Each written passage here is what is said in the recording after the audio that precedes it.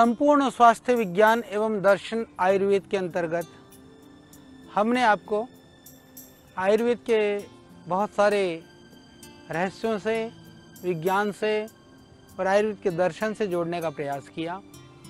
हम इससे पहले चर्चा कर रहे थे सप्त धातुओं के संदर्भ में।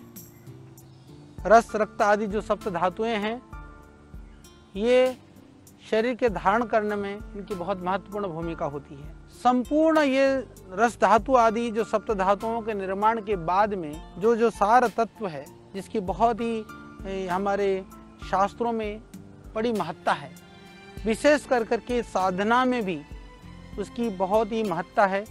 जीवन के संयम और सदाचार से उसका संबंध है, वह है ओज। ओज, तेज, ये शब्द हमारे शास्त्रों में बहुत ज़्यादा हम वर्णन करते हैं। तेज की प्राप्ति के लिए, ओज के लिए, ओज है क्या, उसकी आवश्यकता क्यों है और उससे होता क्या है, आज मैं आपको ये बताने का प्रयास करूँगा।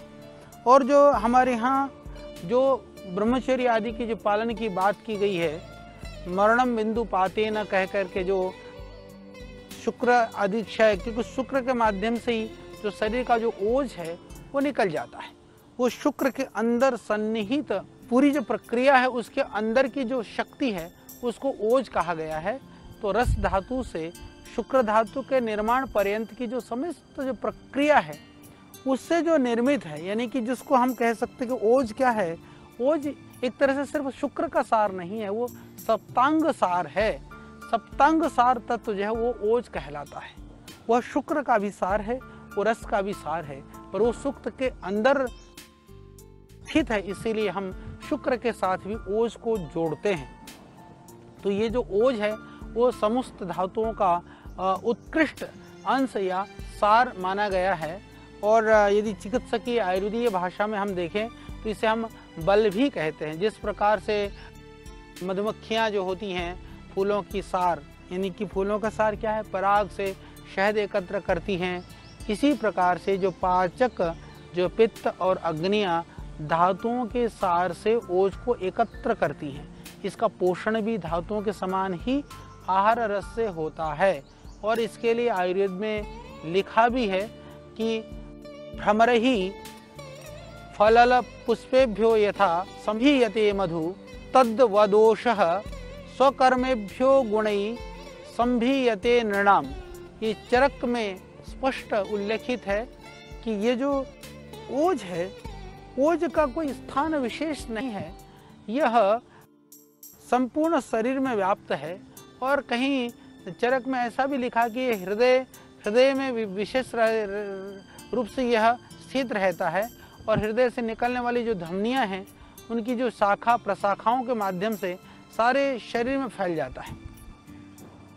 और उसका तात्पर्य है कि हमारे मन, विचार, माथे में जितनी अधिक सात्विकता होगी, पवित्रता होगी, सच्चरित्रता होगी, सकारात्मकता होगी जीवन के अंदर में, श्रद्धा है, भक्ति है, विश्वास है, या जीवन में जितना हमारे जीवन में उत्साह होगा, ये इसी तरह से ओज की वृद्धि होगी। हम योगासन करते हैं, प्राणायाम करते हैं, ध्यान करते हैं, साधना करते हैं, उस ओज की प्राप्ति के लिए ही करते हैं। उस ओज से तेज की प्राप्ति होती है। तेज से फिर जो साधना के अंदर यम, नियम, आसन, प्राणायाम, ध्यान, साधना, उपासना हम जितना अधिक करेंगे, हम उतने ही हम ओज से परिपूर्ण होंगे। और ओज की पूर्णता के लिए शुक्र की संरक्षण की अत्यंत आवश्यकता है। इसीलिए शुक्र रक्षा की बहुत ही ज़्यादा हमारे यहाँ महत्ता दी गई है। इसीलिए शुक्र आदि धातुओं के शरण के लिए हमको सावधान किया गया है। मरणम बिंदु पाते न कह करके कहा कि वो मृत्यु से तुलना की गई है, क्योंकि यदि शुक्र नहीं होंगे, हालांकि रस, रक्त, मांस, मज्जा, अस्थि आदि जितने भी जो धातुएं हैं वो बहुत ही महत्वपूर्ण हैं, उनके सार रूप में यह हमारा ओज है। तो ओज कैसा है, ओज कहाँ रहता है? जैसे हमने कहा कि हृदय में वह ओज का स्थान है, धमनियों के माध्यम से संपूर्ण शरीर में वो फैला रहता है। तो इसीलिए हम जितने अधिक ओजस्वी बनेंगे, जितना तेजस्वी बनेंगे, जितना प्रज्ञावान बनेंगे, जितना महान होंगे, उतना ही जो ओज है उसकी अभिवृद्धि होगी। ओज से हमारी तेजस्विता बढ़ती है और तेजस्विता से ओज की संरक्षण में हमारी अभिरुचि बनती है। तो वीर्य संरक्षण के लिए वासनाओं से, विकारों से, विविध तरह के व्यसनों से जो हम अपनी जो धातुओं का नाश करते हैं, उन धातुओं को भी रक्षित करेंगे तो ही ओज की प्राप्ति होगी। तो जो सदाचार और संयम ये बहुत ज़रूरी है ओज की प्राप्ति के लिए। और मैं ये थोड़ा सा निवेदन करना चाहता हूँ कि आज जो पूरी तरह से जो अश्लील वातावरण हो गया है, पाश्चात्य जगत का जो दुष्प्रभाव है, कुप्रभाव है, यदि हम देखें कि जितने भी जो लोग आयुवान हैं और जितने भी लोग निरोग हैं, वो निश्चित रूप से आपको संयमी मिलेंगे, सदाचारी मिलेंगे। आहार विहार में वो कहीं ना कहीं संतुलनता का पालन कर रहे होंगे। और हम यहाँ तक भी देखते हैं जो बहुत वासनाओं में निरत रहने वाले लोग हैं, जो व्यसनी हैं, वासना करने वाले लोग हैं, वहाँ भी आप देखोगे कहीं ना कहीं उनकी जो दिनचर्या को आप देखोगे, आहार को देखोगे या उनके शारीरिक श्रम को देखोगे, तो आपको दिखेगा कि वो दूसरी तरह से अपने आप को बैलेंस करते हैं। यानी एक असंयमी है, वो कुछ खाता भी नहीं है, मतलब कि कुछ शारीरिक श्रम भी नहीं करता है, साधना भी नहीं करता, वो कहता मैं तो ब्रह्मचारी हूँ, मैं तो संयमी हूँ।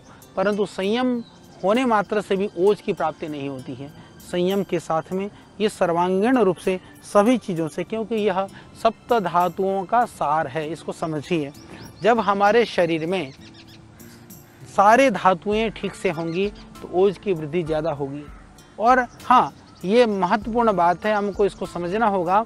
असंयम, ये विशेष करके जो यौन का जो असंयम है या कामुकता की अधिकता है, वो सभी धातुओं को, शुक्र को, क्योंकि शुक्र धातुओं का सार है, उसका क्षय कराती हैं, तो ओज से हम वंचित रह जाते हैं। इसलिए शुक्र के संरक्षण के लिए हमारे यहाँ बहुत कहा गया है। बाकी भी जो सदाचार आदि का पालन है, सप्त धातुओं के संरक्षण का हमको उपाय करना चाहिए, जिससे कि हम ओज से युक्त हों। और इसके लिए ओज के लिए बहुत ही प्रशंसा करते हुए आयुर्वेद में कहा, ओज स्निग्ध होता है, सोम स्वरूप होता है, रक्ताभ होता है, यानी लालिमा लिया हुआ होता है, पिताभ होता है, थोड़ा सा पीलापन वाला होता है, श्वेत वर्ण का होता है। और इसको भी दो तरह से गिनाया गया है शास्त्रों में, पर और अपर कहा गया है। और ओज कितना रहता है शरीर में, इसके लिए कहा कि ओज की जो मात्रा होती है वो 8 बिंदु होती है। 8 बिंदु का अर्थ यह है कि यह लगभग एक अंजलि के बराबर होता है। यानी कि यह कहाँ रहता है, हृदय में रहता है, जैसे मैंने बताया आपको। इसका क्षय हो जाने से मृत्यु तक हो जाती है, यानी कि ओज का क्षय हो जाने से आदमी मृत्यु तक हो जाती है। आयुर्वेद के अनुसार जो अपर ओज है उसकी मात्रा, जैसे हमने कहा ना कि वो अंजलि, आधी अंजलि है, और ये सारे शरीर में व्याप्त रहता है। और इसके क्षय होने से बल, उत्साह आदि की कमी हो जाती है, रोग उत्पन्न होते हैं। और ओज के कार्य व महत्व को यदि हम समझना चाहें कि ये ओज करता क्या है, इसकी महत्ता क्या है, जैसे मैंने बताया कि संपूर्ण शरीर में जो कांति है, बल है, ये इसी की वजह से उत्पन्न होता है। और सभी धातुओं का सार होने के कारण से ही इसके अभाव में क्या हो जाता है कि चाहे धातु सम अवस्था में भी हो, शरीर को धारण नहीं कर पाती हैं। यानी कि धातुओं को भी शरण धारण करने की क्षमता वो ओज के द्वारा प्राप्त होता है, इसको आप समझिए। इसीलिए उसका उत्तर जो पोषण की प्रक्रिया भी वो ओज के द्वारा ही होती है। धातुएं अपने आप में पूरा पोषण नहीं करती हैं, धातुओं से देह का पोषण होता है, परंतु पोषण कराने का काम हमारे वात पित्त कफ दोषों के साथ मिलकर के, पंचमहाभूतों के साथ मिलकर के ये ओज कराता है। इसलिए शारीरिक, मानसिक जो कर्मेंद्रियां हैं, ज्ञानेंद्रियां हैं, इनको कार्य करने का जो सामर्थ्य है, जो मन, बुद्धि, अहंकार, संकल्प आदि सभी कार्य आयुर्वेद के अनुसार इसी ओज के कारण से संपन्न होते हैं। ओज का संबंध मन से भी है। जितना हमारा शरीर ओज पूर्ण रहेगा, ओज से परिपूर्ण रहेंगे, हमारा मन उतना ही शांत होगा, सतोगुण में होगा, शरीर उतना ही बलिष्ठ होगा। यानी कि जितने भी शुभ है, जितने भी शक्ति है, जितना भी शांति है, जितना भी सतोगुण है, उसका कारण ओज है। ओज के बिना कभी शांति और सतोगुण की प्राप्ति नहीं हो सकती। इसलिए जो ज़्यादा विषयों में, वासनाओं में, विकारों में रहते हैं, वहाँ कहीं शांति नहीं होती, उनको कभी आनंद की प्राप्ति नहीं होती, वो कभी हमेशा मस्ती में नहीं रह सकते, वो हमेशा भय में, आशंका में, लज्जा में, एक तरह से हीनता में, दीनता में बने रहते हैं। हीनता, दीनता और ये रोग और शोक से मुक्त होना चाहते हैं तो आपको ओज युक्त बनना पड़ेगा। ओज युक्त बनना है तो आपको वीर्यवान बनना पड़ेगा। वीर्यवान बनना है तो आपकी रस, रक्त आदि धातुओं के पोषण के लिए जो उचित आहार, विहार और व्यवहार है उसको अपनाना पड़ेगा। कितना सुंदर है ये आयुर्वेद की सिद्धांत और कितने वैज्ञानिक हैं। यदि हम इसको एक चीज़ को भी साधते हैं तो सभी चीज़ें सधने लगती हैं, और सभी चीज़ों में से एक चीज़ भी गड़बड़ा जाती है तो सब कुछ गड़बड़ाने लगता है। तो क्योंकि यह ओज जो है वह स्वर को, वर्ण को अच्छा बनाता है, और साथ साथ में जो शरीर में जो रोग प्रतिरोधक जो शक्ति है वो भी इसी ओज की वजह से उत्पन्न होती है। जो जितना ओजवान होता है उसका जो ऑटो इम्यून सिस्टम है वो ज़बरदस्त होता है। उसका जो सहारा जो है इसी से ओज के द्वारा ही जो ऑटो इम्यून सिस्टम को स्ट्रॉन्ग बनाता है, शरीर में बल और आंतरिक शक्ति, रोग प्रतिरोधक क्षमता की वृद्धि करता है। आपने देखा होगा कि एक आदमी प्रतिकूलताओं में भी अपने आप को धैर्य रखता है, उत्साह रखता है, साहस रख करके आगे बढ़ता है, दूसरा दिनहीन बना हो जाता है। और जो ये उत्साह और साहस युक्त लोग होते हैं, जो ओजवान होते हैं, वो कभी नकारात्मक नहीं होते हैं। विपदाओं में, विपत्तियों में भी अपने आप को संभाल करके रखते हैं। वो जानते हैं कि जीवन की नश्वरता को वो समझते हैं, ईश्वर की नित्यता को। जीवन में जब सुख हमेशा रहा नहीं तो दुख भी कब तक रहेगा। ये जो समझने की जो क्षमता है वो ओज के द्वारा ही प्राप्त होती है। ओज है सकारात्मकता, ओज है सात्विकता, ओज है जीवन की शक्ति, ओज है प्राण का आधार। तो यह जीवन और प्राणों का आधार होने की वजह से हम ये कह सकते हैं। कुछ विद्वान लोग ये भी कहते हैं कि ये धातुओं की तरह से ये उपधातु है, वस्तुतः ये उपधातु नहीं है। मैं ये कहता हूँ कि यह अल्प मात्रा में होने की वजह से ये किसी विशेष धातु का पोषण तो नहीं करता है, परंतु यह सभी धातुओं के द्वारा पोषित होने की वजह से, सभी धातुओं का सार होने की वजह से ये हमारे जीवन को, जीवनीय शक्ति को धारण करता है। जीवनीय शक्ति को बनाना चाहते हैं तो ओज की रक्षा करिए। यदि जीवनीय शक्तियों को खत्म करना चाहते हैं तो ओज का क्षय करिए। ये तय आपको करना है। और मैं ये निवेदन करना चाहता हूँ कि ओज क्षय होने से क्या होता है, जब आपने देखा होगा जो व्यक्ति बहुत कामुक होता है, जो बहुत वासनाओं में होता है, बहुत क्रोधी होता है, वो बहुत चिंता में होता है। जो बहुत कामुक नहीं होता, बहुत क्रोधी नहीं होता, हमेशा ध्यान रखना। भगवान योगेश्वर श्री कृष्ण ने भी बताया है कि कामात् क्रोध संजायते, कि काम से क्रोध की उत्पत्ति होती है। विकारों के सागर में आदमी गोते लगाने लग जाता है, तो उस विकारों के सागर के गोतों से बचना है, उस सागर से में डूबने से बचना है। ओज की संरक्षण करिए, धातुओं की रक्षा करिए, ये बहुत ज़रूरी है। कभी भी साधन, संयम, सदाचार की इसलिए तो आवश्यकता है। यदि नहीं करोगे, क्रोध बढ़ेगा, चिंता बढ़ेगी, भय बढ़ेगा, शोक बढ़ेगा, रोग बढ़ेगा, वियोग होगा, नुकसान, अपमान, अज्ञान होगा। ये मानसिक आवेग आने लगेंगे। ये मानसिक आवेग भी उनको ज़्यादा सताते हैं जिनके धातु नष्ट हो जाते हैं, मल नष्ट हो जाते हैं, रोग, शरीर रोगी होने लगेगा, विकार आने लगेंगे। और फिर आदमी जो है ये अनशंड चीज़ों का सेवन करेगा। सदाचार, संयम के साथ में जो रुखे भोजन है, तली हुई चीज़ें हैं, फास्ट फूड है, जंक फूड है, इनसे भी बचिए। रात को बेकार में जगने से बचिए। किसी कारण से भी जो भी हमारे कफ है, रक्त है, शुक्र है, मल है, इनकी मात्रा से जो है जो ज़्यादा विसर्जन होने से या इनके कारण से कोई रोग आने की वजह से, बाहर के आघात आदि से भी ये ओज का क्षय होता है। तो ओज का क्षय एक तो होता है विकारों की वजह से, एक तो होता है वासनाओं की वजह से। वासना साक्षात जब हम काम वासनाओं में होते हैं, विकार जो हम मानसिक विकारों में, तनाव अवसाद में होते हैं।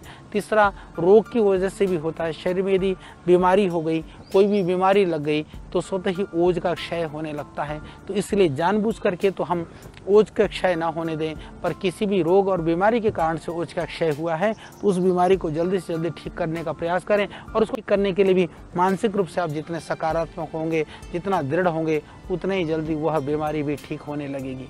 इसलिए ओज का क्षय होने पर आदमी क्या हुआ, ज़्यादा डरा है, सदा दूसरों के आगे जो है दवा सा रहता है, डरपोक रहता है। यह भी ये ओज क्षय के लक्षण है मेरे भाई। आपने गलत नहीं किया तो डरने की जरूरत नहीं है। न डरने का अर्थ ये नहीं कि आप दूसरे के ऊपर हावी हो जाएं, दूसरे को ऐसे ही परेशान और पीड़ित करें। वो पीड़ा भी नहीं देता है, वो पीड़ा भी नहीं देता है, डरता भी नहीं है। दुनिया में सबसे बड़ी पीड़ा क्या है? डरना। आदमी हमेशा अपने बड़ों से डरता है और कमजोर को डराने का प्रयास करता है। ना तो हमको कमजोर को डराना है, ना बड़े से डरना है। इसके लिए ज़रूरी है कि हम शरीर के अंदर बल की हीनता ना हो, मन में हताशपना ना हो, उत्साह की हीनता ना हो, बिना कारण के हम चिंताग्रस्त न रहें। तो कौन नहीं रहेगा? जो नहीं रहेगा वो ओज से परिपूर्ण होगा, और जो ओज से परिपूर्ण होगा वो चिंताग्रस्त नहीं रहेगा। हृदय व इंद्रियों में क्लांत नहीं होने चाहिए, जो कुमलाई हुई सी एकदम दीनहीनता सी शरीर में। देखो ऐसा लगता है जैसे किसी ने पीठ छेद करके बैठा दिया हो, किसी ने उसको बहुत ही जबरदस्ती बैठा है। ऐसा नहीं होना चाहिए। प्रसन्नता होनी चाहिए और खिला खिला शरीर होना चाहिए। तो इस क्षय की हीने से जो निस्तेज है उसका उपचार ये है कि जीवनीय औषधा क्षीर रसाद्यस्तत्र भेषजम, यानी जो जीवनीय औषधीय हैं, जो क्षीर है, रसायन हैं, इस तरह के ये जो अलग अलग तरह के जो औषधियाँ हैं, इनके सेवन से हम अपने आप को बहुत ही अच्छा बना करके रख सकते हैं। इसीलिए जो मधुर द्रव्यों का सेवन, साधना में भी मधुर रस की बहुत महत्ता है। तो ये इससे ओज की वृद्धि के लिए भी जरूरी है। शीतवीर्य, शीतवीर्य मतलब जो बहुत उत्तेजना को देने वाले नहीं हैं, ऐसे द्रव्यों का सेवन।